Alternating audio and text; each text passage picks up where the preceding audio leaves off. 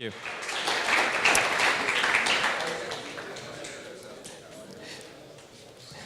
I want to talk to you today about what makes great technical and business decisions possible. How do they get made? How to make better ones. My career, I've been half and half. I've been on the technology side for about half of it and on the business side for the other half of it. And specifically, I wanted to tell you a story, walk through the process, and discuss exactly about how to be effective when you're talking with business people. How do you be effective at it? So I'm going to tell you a story. I'm going to talk about our perspective as technical people. I'm going to talk about the perspective of business people. Then I'm going to talk about known and unknown, and then I'm going to talk about the imagination limit.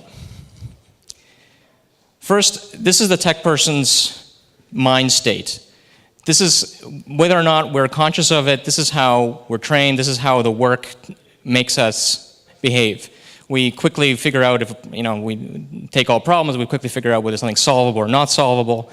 We look for the best tool for a problem. When we're together in a room and we have to discuss some solution, some problem that we're having and how we're going to solve it, we quickly throw out all kinds of possibilities and debate the merits of each.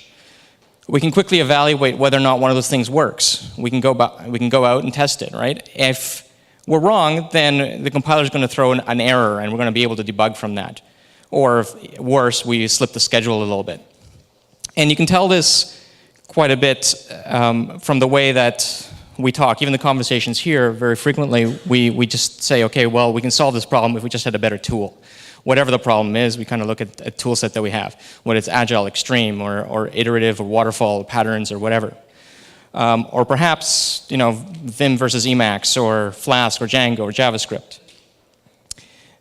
The recurring theme usually is, if there's a problem, I'm just going to get fancy tool X, and it'll finally solve it. This is very different from sort of jumping to the other side, the business person's state of mind, how they think. First of all, it's not just like one stack, right? There's 100 different models, and you have to kind of figure out which model applies to the situation that you're in. You're very conscious that you can't control everything. There's a whole bunch of things that are outside of your control, and you're always wrestling with that. And in order to deal with that, very frequently you're pursuing multiple strategies just to be able to succeed. And if you're wrong, sometimes nothing happens. It just doesn't matter. And sometimes, like, the entire company breaks down.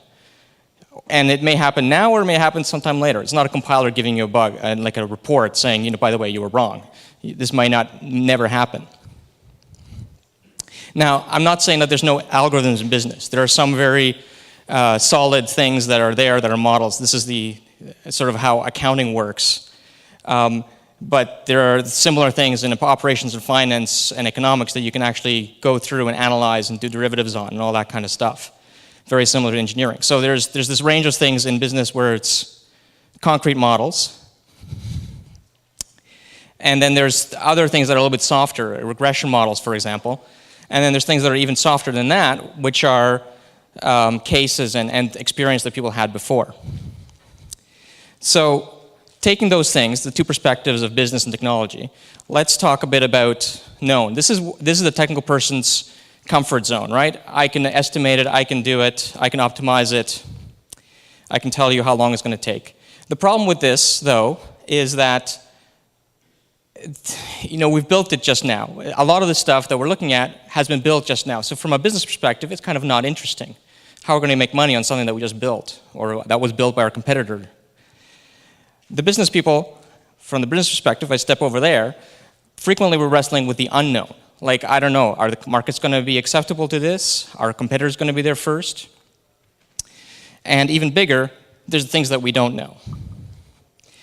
So, given that, if you're too close into sort of dealing with stuff that is too known, like you're too comfortable with it, it's likely that it's too structured, that it's going to be outsourced really quickly.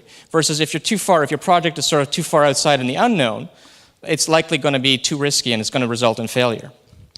This graphic kind of shows where the interesting part is. Of course, most interesting projects are going to be somewhere between what we're comfortable with, what we know is going to work, and something that's outside, that's not yet known.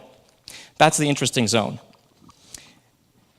And you can kind of get a feeling when you're in that interesting zone, because you're trying to communicate something that you don't know exactly how to communicate. You're kind of wrestling with it, and yet you know it's going to work.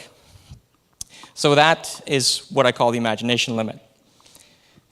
And that is what can determine how fast a development go. Thank you. Thanks, Bogdan. Now, would anybody...